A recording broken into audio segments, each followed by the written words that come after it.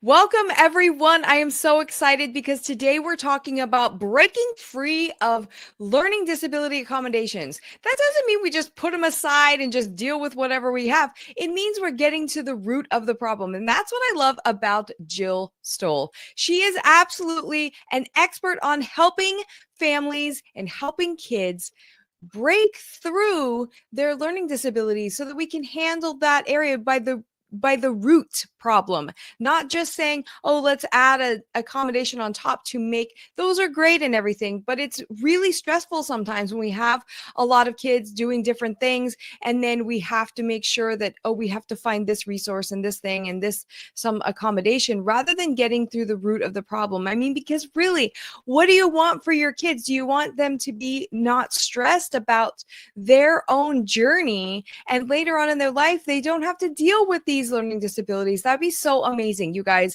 The more and more I really learn about how to overcome learning disabilities, I am so empowered and feel so amazed and hopeful that we don't have to do it like this. This is really something that's just put on us by, it's just what we have. It's just part of who we are.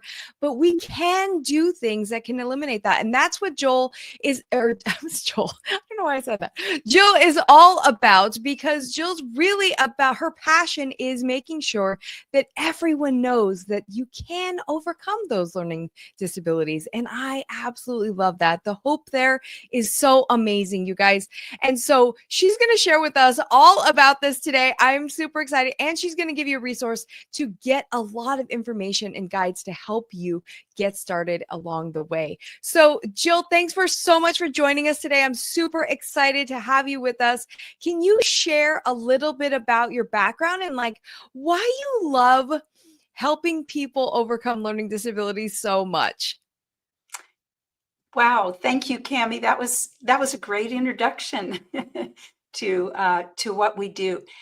You know, I started out as a teacher, and I taught all kinds of things, bilingual and regular ed and gifted and special education, which I loved, learning disabilities. And the thing that was so frustrating to me as a public school teacher was I had all these bright, cool, fun kids who struggled with learning. And my job was to find ways to help them be successful in the classroom, which usually meant giving them extra support or accommodations or something, but it never really addressed the real problem. And so year after year, my kids would get passed along to the next grade, but they still had the challenges. And so eventually I just felt like that could not be right for these kids who were, they were bright. A lot of times they were in the upper half of the class in terms of intelligence, but in the lower half of the class in terms of performance. And it just didn't seem right. And so I started looking for the people around the country who were doing the research in learning and the brain and attention. And what I found was that everybody had their own little niche, but when you put all that together, what you realize there are all these underlying skills that support learning. And if any of those skills are weak or inefficient, it's going to cause learning to be more difficult for you.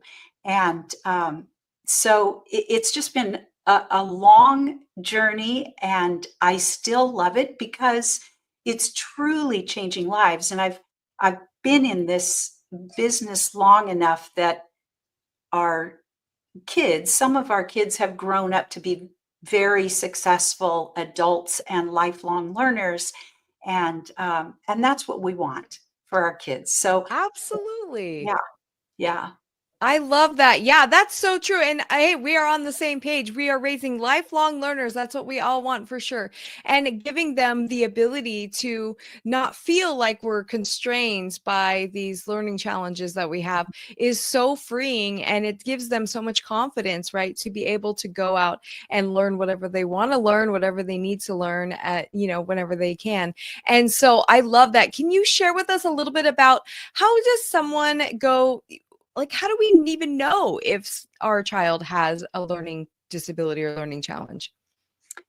So if your child is really resisting something and you think, I know he's smart enough to do this, but they're just really resisting, they're crying, they're fighting you, they're procrastinating, taking a really, really long time to get it done.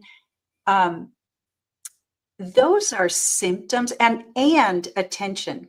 Now, in a homeschooling situation where you might be able to be more one-on-one, maybe you don't see the attention quite as much, but certainly in a group, even a small group, kids who are struggling, the very first thing you're going to see is attention. And so it's pretty quick for teachers and doctors to think, oh, that's attention deficit. They can't pay attention to that. But the truth is that if you are not processing what you're hearing, or you're not able to make sense out of those symbols on the page, or visually, it's just disorienting and doesn't feel organized to you, you're going to struggle to pay attention to it because the brain isn't able to quite put it together. So the things that we often hear are, oh, he's lazy, he just doesn't want to do it, he procrastinates, he's not interested, he's bored. But when you're thinking those things or seeing those things with your kids, that's a good time to just kind of say, I wonder what's underneath that, because our Yeah, I kids love actually that. really do want to do well. Yeah, they do. I love that. And it makes so much sense because I always say that you have to understand where the tripwires are, where the little, the signals that show you, either that they're not ready for this skill yet or that there's something going on right further. And I love how you explained that it's really not just the brain, or not just the, attention deficit necessarily. It might be, but it might be also that there's a readiness issue. I can remember my son uh staring off into space, and just going, gosh, I don't know, I just can't, I'm so sorry, I can't get this math right Mhm. now, after I've explained it 20 different ways, right? And I'm kind of frustrated because I'm like, this is not hard, like he should know this, he's super smart. And then I'm thinking to myself, gosh, when he said that, I couldn't imagine somebody being sorry that they don't understand something. Like, that's Yeah. no, no, no, stop. We're stopping. Like, that's not it. And for him, it wasn't necessarily, he just wasn't ready for that skill. He was, so we would just reach the point where he was like, my brain's not ready for that one yet, Mm-hmm. because he got it like a month and a half later or something, or Yeah. he just had to kind of process that. And it was so interesting. But I love that you pointed that out, because a lot of times we can think like, oh, yeah, the laziness or just lack of motivation. And there's always some underlying thing. And it's usually low level of learning due to whatever it is. Right. Exactly. Yeah, Yeah. so I love that. And it's addressing that root cause is really your specialty. So can you talk about, how do you get to the root cause? So we look at learning like a continuum that builds kind of like a ladder. And if you think of academics, social skills at the top of the ladder, well, those rungs underneath are all different kinds of processing or learning skills that support being able to work up there at the top.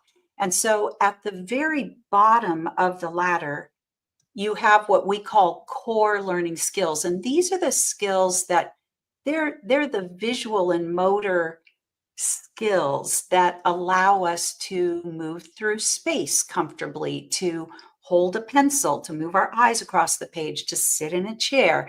They're all those skills that develop through movement so that we become comfortable in our own skin and we don't have to put any attention or energy into how we're going to use our bodies. Um, and so that's the core learning level. And if there are challenges down there, then you're going to have kids that they seem like they have ants in their pants. They're looking all over the place. Their handwriting might be really poor or really hard, or um, not spaced well on the page, have trouble just sitting in a chair, organizing their stuff. So a lot of things, sit uh, in that core learning level. And then the next level up on the continuum is what we call processing skills. So auditory and visual processing, not your hearing or your seeing, but how the brain actually perceives and thinks about that information that comes in through the eyes and the ears. And then language processing, processing speed, memory, attention, focus, all of those things sit at that processing skills level. And then a next level up is executive function. So higher level thinking skills that allow us to reason and problem solve and think about different options, and navigate and manage our own attention and behavior.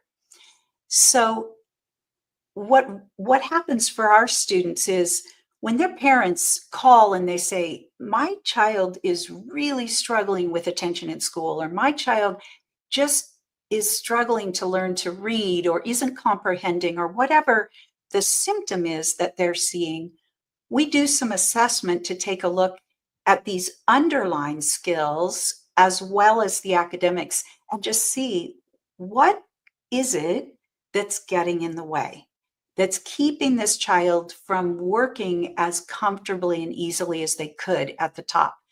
Because if you have some of those underlying skills that are weak or inefficient, it's kind of like having wobbly rungs on your ladder. And so, it just makes everything harder.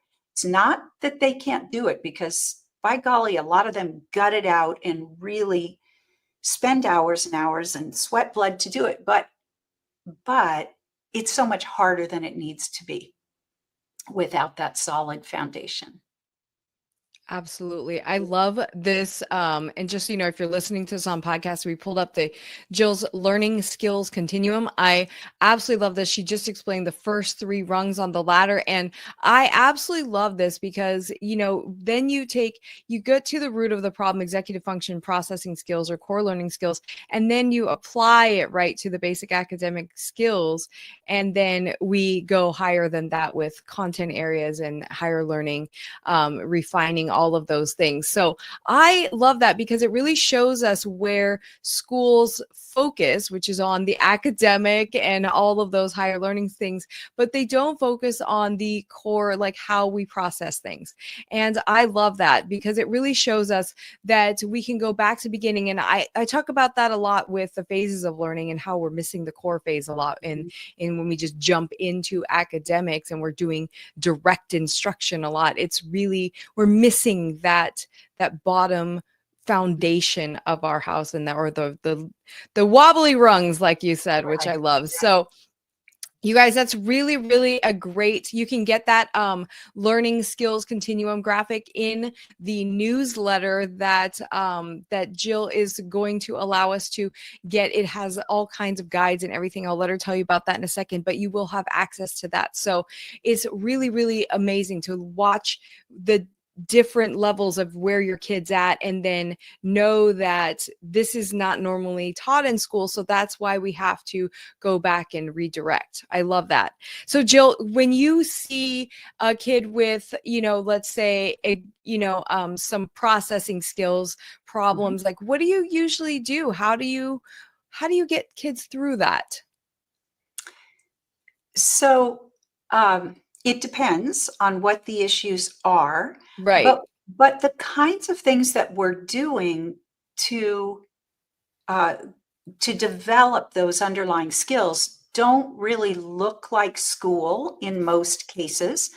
Um, if we're working kind of globally on processing skills and especially a lot of visual kinds of processing skills, a lot of the work that we're doing looks kind of like drills and games, and there are different kinds of manipulatives. We use the metronome to really push their processing speed and attention. Um, but what it's doing is it's building those skills that now they have the ability to apply. It's like, oh, the brain has this, the brain is now ready to apply it. With auditory processing, which is a huge factor in learning challenges and dyslexia, um, we do sound therapy. So we do a program. There are a number of sound therapy programs, and we have done a number of them. The one that we primarily use now is the listening program developed by Advanced Brain Technologies. And really, what it's doing is it's training the brain to process this wide range of sound frequencies. The, the human brain can process a really wide range of frequencies, but if you are not quickly enough or accurately enough processing those frequencies, then you're going to miss information. It would be kind of like, if you can imagine, well, this is the best example. It's like a bad cell phone connection. If there's nothing wrong with your ear, there's nothing wrong with your phone. But when the signal is kind of coming in and out, you get part of the message, but you don't get the whole thing. And that then impacts your ability to pay attention, to comprehend, and when it comes to sounds that we're missing, it's going to impact your ability to listen when other people are talking. You might misinterpret what they say, miss what they say. And with reading, it's a phonics based language. So if we're not processing all of those sounds, it does impact reading as well, even though I know it seems like it's all visual, but it's not. And so we use sound therapy, which is specially recorded and engineered classical music to stimulate the brain to hear all of those different frequencies and sound. And once the brain can do that, wow, you get so much better of a message. You can pay attention better. You can communicate better. And then we take that and do active listening training to build the comprehension, the articulation, the reading, all of the language, whatever is going on. So I love that. That's such a great example. I love the cell phone example because that's such a a mismessaging. So you're getting the gist, like you're like, oh, I got the gist of what you said, but I didn't get the full message, or you're not communicating properly in a way of what you're hearing, and which in turn creates a problem with output as well, right? So you exactly. is yeah, so I love that. That really makes a lot of sense. It's so fascinating. I totally geek out on some of this stuff. It's super awesome. So in terms of thinking, and I'm just thinking as you're talking, like I'm thinking to myself as a parent, gosh, if my child has been struggling so much, how, like, it seems crazy to think, it seems la la land to think that he can just all of a sudden not have these. I mean, of course, I know it's not all of a sudden, Yeah. but but that's at some point he won't have this problem and he will be able to overcome it. Like, how do you, what give me an example of somebody that you've worked with that actually has, overcome their learning disability? You know, I know it's every day for you, but it's so I mean, it's so fun and amazing for me when I think about the kids, because we've been doing this for so long, and I was talking about auditory processing, so I'll tell you about Michael. He, I think they came to us when he was going in 8th grade, and his mom was a school administrator, and so she was carrying around a whole lot of guilt that she couldn't figure out how to help him. She was a great mom, and she was just there for him, but she couldn't change it for him. And here's this wonderful, smart, nice boy who was literally failing every single subject in school. And and what we found was that he had an auditory processing problem, and that was really impacting his comprehension. And so we worked with him on developing the auditory processing, and then putting all of that into comprehension skills, develop those comprehension skills. And he went on to become a straight A student, and then he was valedictorian of his class, and then he got accepted to Brown Medical School and is now a physician. And this was a kid who was failing in 8th grade, and in fact was going to be kicked out of his private school. And then, once that underlying roadblock of the auditory processing was removed, then it opened the door for him to do what he had the potential to do. And so we just have, it's been such a long time. We have thousands of stories like that in all different areas. That's But so wonderful. Oh my gosh. And I can totally see, and having been a classroom teacher myself, I see those kids that are, really bright, but they're mhm, failing. And you're like, what is the problem here? It's just lack of mhm. effort, right? Because Right, we right. don't know what's happening. And it becomes a self-confidence problem, right? Because they think that they Absolutely. can't. And so Mhm. then we have to, then they're low, then the love of learning drops because they're like, well, if I can't, then what's the point, right? Then Right, whatever. exactly. I And don't like learning anymore. they sort of secretly say to themselves, well, I must not be very smart. In fact, I just can't tell you how many parents have actually made the call to us because their child has come home and said, I'm the dumbest one in the class. I mean, they aren't, but because they're so smart, that's the only conclusion they can come to, Yeah. because everyone else can do it, and they should, and they can't. And yeah, Yeah. I hear that all the time from parents as well, from their kids. Yeah, my kid just said that the other day. They just said, I'm just not very smart. And I'm like, don't yeah, say that. yeah, That's making yeah. me so sad.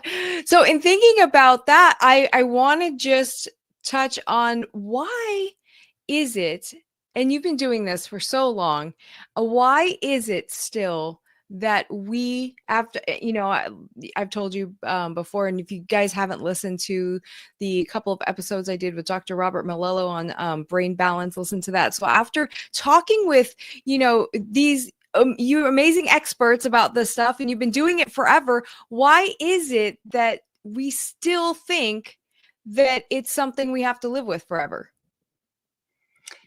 That's a really good question. I mean, this is actually 40 years for me. Yeah. And 40 years ago, I was trying to put this message out there. I so it is hard to change something as big as public education, and it's hard to change what For those sure. big beliefs. Um, and in the public school, I mean, in the schools, I mean, we have to. The teachers are dealing with so much. So I really am not ragging on the schools, and their job is to teach all this knowledge and curriculum, and they believe that kids are going to come to them ready to do that. And unfortunately, research tells us about 30% have some skills that are missing, inefficient, that are getting in the way of that. And it's interesting because the research has been out there for a long time in all different areas that not only are these factors, memory, attention, auditory processing, visual processing, all of that is so critical to learning, and the brain can change. The neuroplasticity research now is pretty old. It's been around a long time. We know that the brain can change with targeted training. But it still seems to be kind of a mystery to most people that it can, that these things really can essentially be eliminated, and kids can go on and learn easily and comfortably as they should. I am just absolutely so hopeful that for everyone that I talk to, I'm like, oh, and I'm actually as I talk to people now, I'm starting to be like, oh, she needs Jill. Like, oh, she needs, I got this, right? And I'm like, oh, this is so great. But it's so amazing to have that hope. And then also, I think it's such an important thing for us, a message for us to get out there, because in school, in my experience in school, I'm sure yours was the same, was that the special education is not equipped to do the things that you do on an individual basis. Even though they get the most money per student, they actually have the least amount of skills as far as, and I'm not ragging on the special needs teachers, but the system as a whole is bogged down in paperwork. And so it doesn't Absolutely. allow for those teachers to get out there and actually get the tools and the skills that they need to be able to help these kids. It's just fascinating to me because it becomes such a part of who they are that when they get to me in high school, it became just their identity. And Right. it was so sad. It just a lot of apathy around it. Well, I'm just whatever, and the school system is not designed. I've talked to parents all the time. So homeschooling is a place where you can do that. Although you do work with a lot of public schoolers as well, right? We do. We actually work with children and adults. So we just kind of, we have a big population of students, public school, private school, homeschool. And with our homeschoolers, of course, that's a really great situation because the parents are learning, they're able to help reinforce, or they're even able to just work with us, in kind of a consulting basis and actually provide the therapy for their child. So yeah, however we can get it out there, we want to do it. But I we love love it so working with much. the homeschool. So, Jill, how do we actually work with you? How do we get in touch with you? And I know that you're based out of California, but how do we do you work with people online? Do you work with people in other ways? How do we get in touch with you and get help? So our website is stowellcenter.com. So like STOWELL, stowellcenter.com. And if you go there, you can schedule to just talk to someone about your child. It's free. But we work with, of course, locally. We have 4 centers and we work with students on site, but we also work with people around the world remotely. And we think it's ideal if someone's going to be a remote student to actually come to Southern California to one of our centers and do the testing, be there for a week so that they can do the assessment, they can do some intensive training, and we can, start to really educate the parent, work with the child, get to see what their learning style is like. And then they go home and either work remotely or work as what we call a distance learner, where the parent is actually working with the child, but we are coaching the parent. That is possible if they don't come out as well. We do remote screenings and things like that. But yeah, I mean, ideally we would like kids to come, but it works either way. Yeah, it makes sense. I mean, I always talk about the family reset. That is a family reset right That there. is a family Getting reason. some new information, really getting down and relearning some things. That is Mhm. so awesome. And I know that I talked about it before, the newsletter, and tell us about the things that we can get in the newsletter. Because I know it's not just an email. What do they have access to?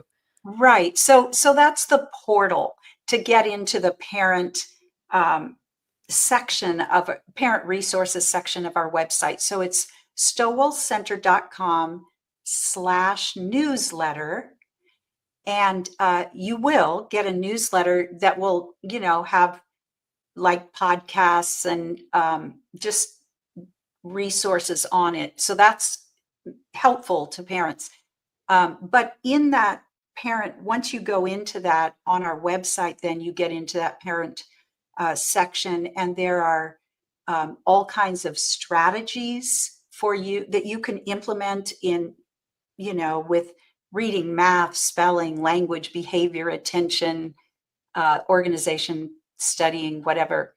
So there's a lot of strategies. You have access to my book At Wit's End, a parent's guide to ending the struggles, tears, and turmoil of learning disabilities, and lots of guides for kind of helping you recognize, does my child have an auditory problem, or a learning disability, or dyslexia? And it does even have different accommodations. So there's all kinds of stuff that that we just keep adding to for parents to make it easier to understand and work with your child. I love that. It's not your average newsletter, people. I love this. This is a gateway to Yeah. a lot of resources and information. So thank you so much for joining us today, Jill. I'm so happy that we're getting this message out there to empower parents to really get lifetime help and to really change the perspective of what's possible for your child. And so I love this. This is such a great important topic, and thank you for sharing with us today. I'm so happy that we get to get in touch with you, and we're good. I encourage everyone to if you have a child with learning disabilities, or you even think that they might, reach out to Jill and see if that might be something that's going on, and so you don't have to deal with the stress and the frustration of trying to think that they're not smart, or dealing with trying to find resources for accommodations. You can just completely break free of that eventually. So thanks so much, Jill, again. And you guys, this is such great information. I'm super excited about this, and I know that you are going to just have a weight lifted off your shoulders, which is so beautiful. I feel like that, and we're not even right there. So thank you so much, you guys. I will talk to you again next week. Bye-bye. Thank you, Cami.